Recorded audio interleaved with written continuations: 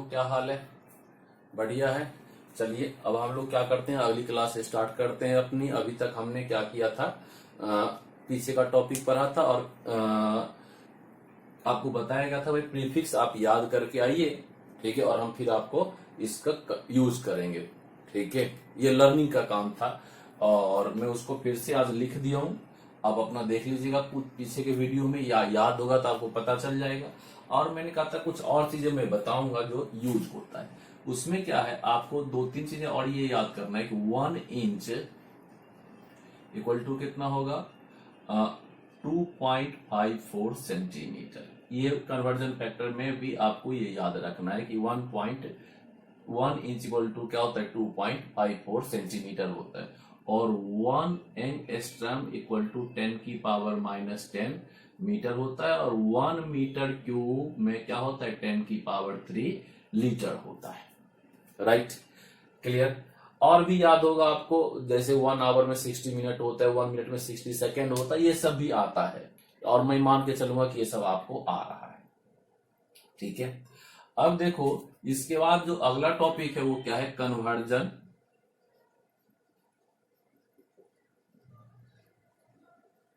Factor. Right, unit conversion factor भी कहते हैं और डायमेंशन एनालिसिस भी कहते हैं इसको, ठीक। हाँ, और इसका कॉन्सेप्ट बड़ा सिंपल सा है बेटे। किसी भी चीज में आप 1 से मल्टीप्लाई कर दो या डिवाइड बाय 1 कर दो, आंसर आपका क्या रहता है, सेम ही होता है। आंसर क्या होता है, सेम ही होता है, उसमें कोई फर्क नहीं आता, ठीक है। हो गया। अब देखो इसको कैसे यूज करते हैं हम लोग। Right, clear. तो मान लो हमारे पास दे दिया कि 2468 मिलीग्राम को किसमें कन्वर्ट करना है, किलोग्राम में। ये आपको क्वेश्चन दे दिया कि आप इसको कन्वर्ट करके बताइए। 2468, ठीक है, मिलीग्राम है तो उसमें कितना किलोग्राम होगा।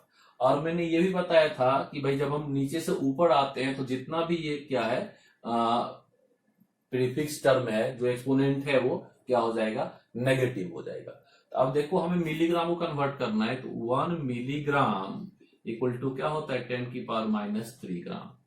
ये मिली और ये ग्राम यहाँ पर आता है, मैट्रिक सिस्टम का ये बेस है। यहां से हम यहाँ आए, 3 का डिफरेंस था, ऊपर की तरफ जा रहे हैं, क्या हो गया, -3 ग्राम। उसके बाद 1 ग्राम इक्वल टू क्या होगा, 10 की पावर -3 किलोग्राम। राइट, फिर ये यहां से यहां पे किलो पे आए, 3 का डिफरेंस था, ऊपर जा रहे हैं, नेगेटिव पुट कर लिया।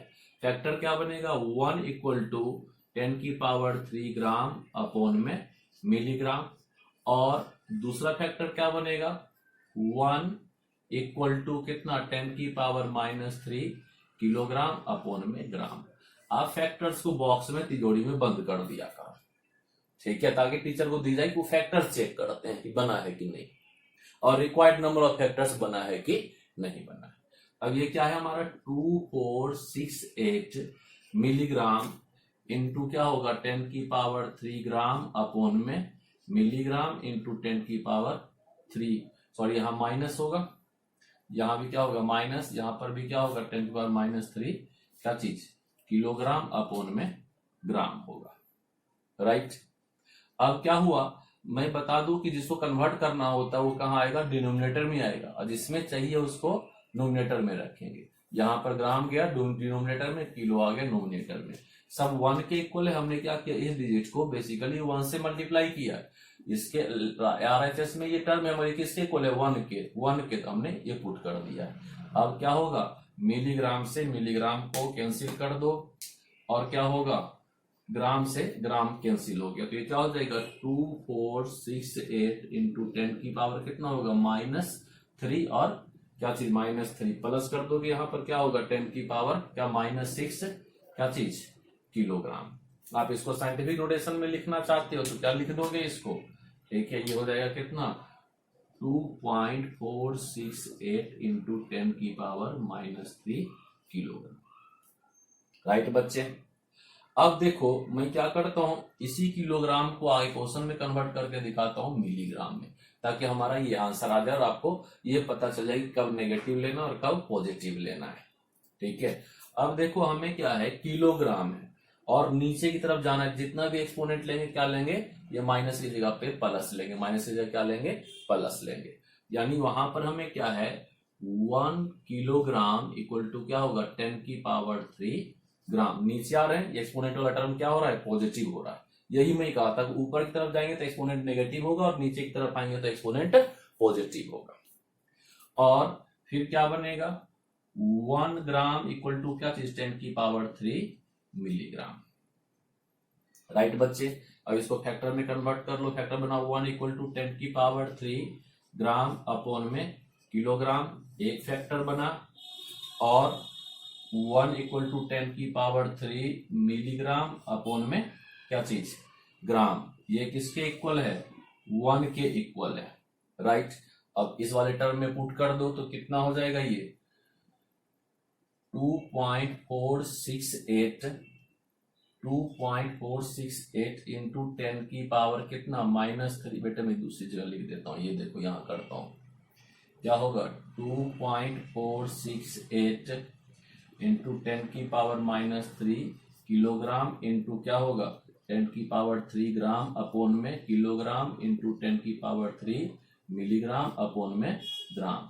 राइट बच्चे, अब देखोगे ग्राम से ग्राम कैंसिल हो गया, किलोग्राम से किलोग्राम कैंसिल हो गया। हमारे पास जो टर्म बचा है वो क्या बचा, 2.468 इंटू 10 की पावर कितना हो जाएगा, ये -3 और ये 3 कैंसिल, तो 10⁻³ क्या चीज, मिलीग्राम।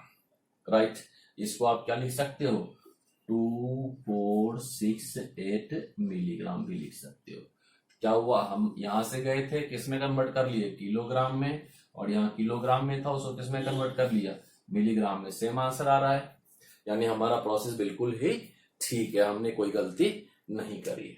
और गलतियां करोगे तो यहाँ पे कैंसिल नहीं होगा, ये टर्म कैंसिल नहीं होगा, ठीक है, तो आपको पता भी चल जाएगा। ठीक है, डायमेंशन एनालिसिस, कन्वर्जन फैक्टर, या यूं कह लो सेल्फ एनालिसिस, ये सेल्फ एनालिसिस है कि हम गलत कर रहे हैं, आंसर कैंसिल ही नहीं होगा, टर्म हो गया। तो ये प्लस कब होगा और माइनस कब होगा, ये ध्यान में रखना। अभी और क्वेश्चंस करना होगा, ठीक है, आप घर पे करेंगे, फिर मैं यहां बताऊंगा। इसको इरेज करता हूं और अगला एक और क्वेश्चन करके बताता हूं, ठीक है, जो आपको पता होना चाहिए। ठीक, ये भी क्वेश्चन काफी कॉमन है और ये आता है, ठीक है।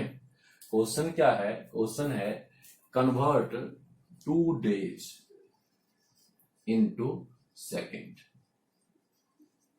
ये इसी क्वेश्चन को अगर दूसरे तरीके से पूछ लिया, या हाउ मेनी, ठीक है, सेकेंड्स इन 2 days, आप सीधा नहीं लिख दोगे, यहाँ पे मेंशन है या नहीं मेंशन है, आपको कन्वर्जन फैक्टर यूज करने के बाद बच्चे सीधा आगे सॉल्व करके आ जाते हैं, कहते सर नंबर नहीं दिया था। भैया कन्वर्जन फैक्टर को यूज करना है, डायमेंशन एनालिसिस को यूज करना है, सेल्फ एनालिसिस को यूज करना है वहां पर कि हाँ आंसर हमारा जो कह रहे हैं वो सही है या नहीं है। क्लियर। अब देखो हमें पता है यहाँ 1 डे में कितना होता है 24 आवर, और 1 आवर में कितना होता है 60 मिनट, और 1 मिनट में कितना होता है 60 सेकेंड। क्लियर। अब देखो ये 1 इक्वल टू क्या होगा 24 आवर अपॉन में क्या चीज डे, क्योंकि डे को कन्वर्ट करना है डिनोमिनेटर में लेके आगे। किसके इक्वल है ये 1 के इक्वल है। 1 इक्वल टू क्या होगा 60 मिनट अपॉन में आवर, और फिर यहां पर क्या होगा 1 इक्वल टू 60 सेकेंड अपॉन में मिनट। राइट, हो गया। अब देखोगे बच्चे ये 3 फैक्टर बन गया हमारा, और इसको 2 डेज में मल्टीप्लाई कर देते हैं क्योंकि सभी किसके इक्वल है 1 के इक्वल है। क्या होगा 2 days multiplied by 24 hour upon में डे इंटू 60 मिनट अपॉन में आवर इंटू 60 सेकेंड अपॉन में मिनट।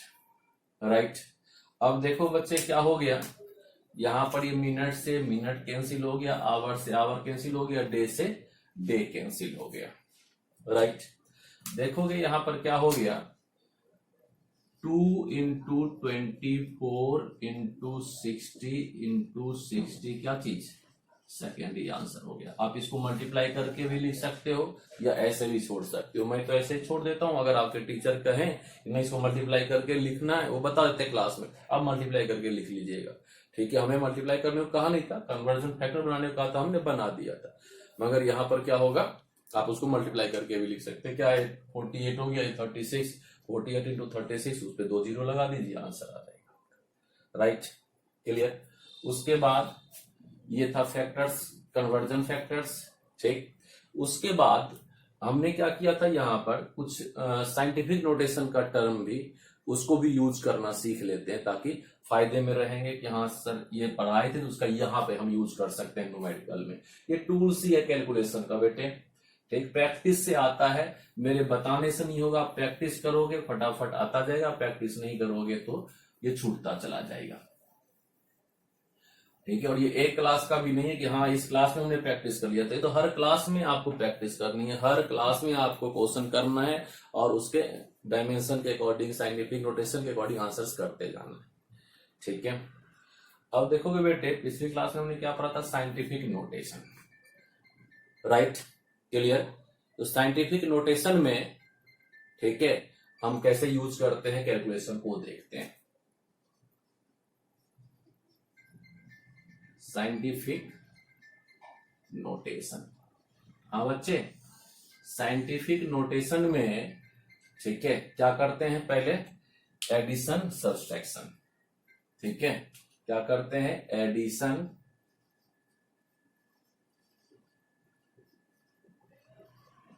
And subtraction.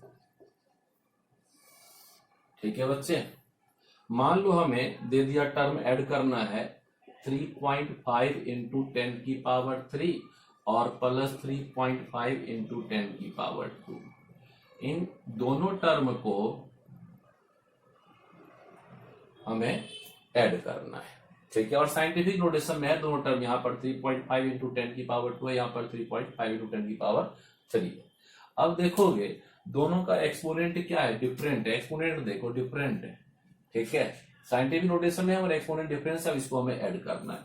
दोनों के एक्सपोनेंट को क्या करना होगा, सेम करना होगा। Right, clear. तो क्या करते हैं, इसको क्या लिख सकते हैं, 35 बढ़ा देते हैं इधर, ये क्या हो जाएगा 35 इंटू 10 की पावर 2। पिछली क्लास का रूल यही यूज किया कि जब भी राइट जाएंगे तो एक्सपोनेंट कम होगा, लेफ्ट जाएंगे एक्सपोनेंट बड़ा होगा। प्लस क्या हो गया 3.5 इंटू 10 की पावर 2। राइट बच्चे, हो गया। अब देखोगे क्या करना होता है हमें, इसको, ये 3.5 है और 35 है, इसको ये ले लो 35 प्लस 3.5, ठीक है, और इंटू 10 की पावर 2 को क्या कर लिया हमने, कॉमन ले लिया। क्या हो जाएगा 38.5 इंटू 10 की पावर 2। राइट, अब इसी टर्म को क्या करता है, कहता है नहीं आप ऐड तो करके दिखा दीजिए, अब इसको क्या किए, सब्ट्रैक्ट करके दिखाइए। आप इसको चाहे तो साइंटिफिक नोटेशन में लिख लें, इधर एक कम कर दें, ठीक है, इधर क्या हो जाएगा, इंक्रीज कर देंगे। इधर राइट गए थे तो इधर कम कर लिया था, इधर आ जाएंगे तो क्या होगा 3.85 इंटू 10 की पावर 3 आप आंसर कर सकते हैं। साइंटिफिक नोटेशन में लिखने का प्रैक्टिस भी कर रहे हैं आप, और साइंटिफिक नोटेशन में कैलकुलेशन भी आप कर रहे हैं, एक्सपोनेंट सेम करके। अब क्या है 3.5 इंटू 10 की पावर 3 और माइनस 3.5 इंटू 10 की पावर 2। फिर क्या करेंगे, एक्सपोनेंट सेम करेंगे, क्या होगा 35 इंटू 10 की पावर 2, इधर बढ़ा दिए, एक्सपोनेंट कम कर दिए, माइनस 3.5 इंटू 10 की पावर 2। क्या होगा 35 माइनस 3.5 और 10 की पावर 2 क्या आ गया, कॉमन आ गया। सॉल्व कर दो, क्या हो जाएगा, हाँ 31.5 इंटू 10 की पावर 2। साइंटिफिक नोटेशन में मेंशन कर दो, क्या होगा 3.15 इंटू 10 की पावर 3। इधर एक कम कर दिए, इधर बढ़ा देते हैं। Right, clear. ये क्या हो गया, addition and subtraction in scientific notation. ठीक, शायद ही क्वेश्चन आए डायरेक्ट, मगर आप अप्लाई करोगे, यूज करोगे। ठीक है, अब देखो क्या है, मल्टीप्लाई और डिवीजन।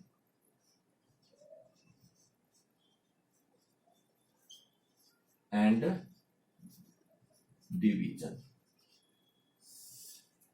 ठीक है बच्चे, ये भी इसी टर्म को लेते हैं, मल्टीप्लाई एंड डिवीजन।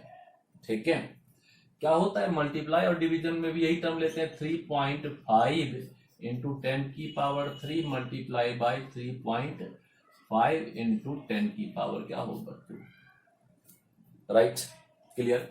अब देखो यहां पर क्या होगा, मल्टीप्लाई में जो ये एक्सपोनेंट है ये क्या होगा, प्लस होगा, बस इतना ध्यान रखना है।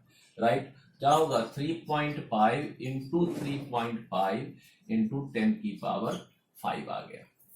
राइट, अब देखो 5 जा क्या होगा 25 और एक प्लस कर दो, दोनों तरफ 3 है, एक प्लस कर दो कितना हो जाएगा 4 3 जा 12, 12.25 इंटू क्या होगा 10³ कितना 5। राइट, साइंटिफिक नोटेशन में लिखना है क्या होगा 1.225 इंटू 10⁶, ये इसका मल्टीप्लाई हो गया।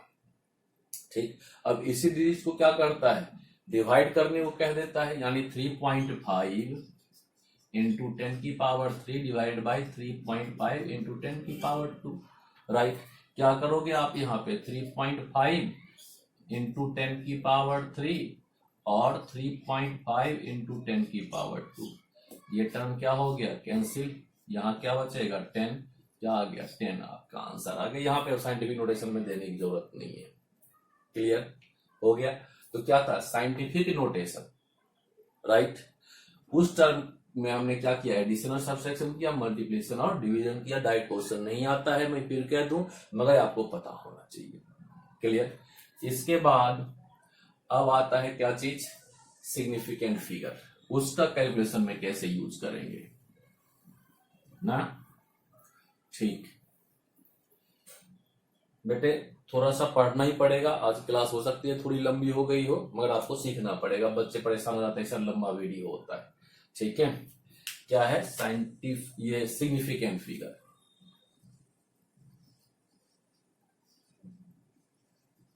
Significant figure, significant figure. ठीक है, अब देखो सिग्निफिकेंट फिगर को हम लोग कैसे टूल्स की तरह यूज करते हैं। ठीक है, वही फिर दो टर्म आएगा, कहां कहां पे यूज करोगे, एडिशन एंड क्या चीज सब्सट्रैक्शन में, और फिर कहां पे मल्टीप्लाई एंड क्या चीज डिवाइड में। ये दो जगह पे हमें यूज करना है, दोनों में एक ही रूल यूज करते हैं, इसलिए दोनों को हम लोग पैरेलल लेके चलते हैं। राइट बच्चे, देखोगे क्या दे रखा है हमें 2.211, 2.11 और 2.1। ठीक है, अब इनको प्लस करना है। राइट, क्लियर, तो हमारा जो आंसर आएगा वो क्या आएगा 123.6। क्लियर, हम ये आंसर लिख देंगे, पीछे बुक में टैली करेंगे, आंसर होगा कितना 6.3। ठीक, अब बच्चे आते हैं सर देखो हमने तो बिल्कुल सही कैलकुलेशन किया था और बुक में आंसर यही दे रखा है, ये आंसर ही सही है और ये हमारा आंसर सही है, मगर एक्यूरेसी से मतलब नहीं, हमें किससे मतलब है, प्रिसीजन से मतलब है। हम प्रिसाइज डाटा में काम करेंगे। हमारे पास प्रिसाइज डाटा में क्या था, यहाँ पर 2.1 पॉइंट के बाद एक सिग्निफिकेंट फिगर था। हमारा जो रिपोर्टेड आंसर होगा उसमें भी क्या होगा, डेसिमल के बाद 1 प्लेस तक ही आंसर हम रिपोर्ट करेंगे उनको। ठीक है, क्लियर। और अगर इसमें मल्टीप्लाई आ जाता है, मान लो हमें मल्टीप्लाई दे देता है इस तरीके से, क्या 2.5 मल्टीप्लाई बाई क्या चीज 1.25। राइट, अब इनको मल्टीप्लाई करोगे तो आंसर क्या आएगा 3125, 3 के बाद पॉइंट लगा दोगे। क्लियर हो गया, आपका आंसर ये आ गया। पर जब आप वहां पे देखोगे तो आंसर आपको क्या मिलेगा 3.1 ही मिलेगा। फिर वही हम और आप आपस में, ठीक है, झगड़ा कर सकते हैं कि सर हमारा आंसर सही है, बुक का गलत है, या बुक का सही है, हमारा आंसर गलत है। अब क्या करोगे, यहाँ पे 3.1, दोनों में आंसर क्या आया है, एक ही जैसा लग रहा है कि सर ने पॉइंट के बाद एक आंसर दिया है, नहीं, मगर दोनों का थीम अलग अलग है। ठीक है, यहां पर जो आंसर में क्या कर रहा हूं वो क्या है, मिनिमम, ठीक है, सिग्निफिकेंट फिगर में। क्लियर। अब इस डाटा में देखोगे यहाँ पे 3 सिग्निफिकेंट फिगर हैं और यहाँ पर कितना है, 2 सिग्निफिकेंट फिगर है, राइट। तो हमारा जो आंसर होगा वो क्या होगा, मिनिमम सिग्निफिकेंट फिगर में 2 में हमने आंसर कर दिया, 3.1 में 2 सिग्निफिकेंट फिगर है, राइट। उसके बाद अगला देखोगे, इसमें हमने क्या किया है, ठीक है, मिनिमम सिग्निफिकेंट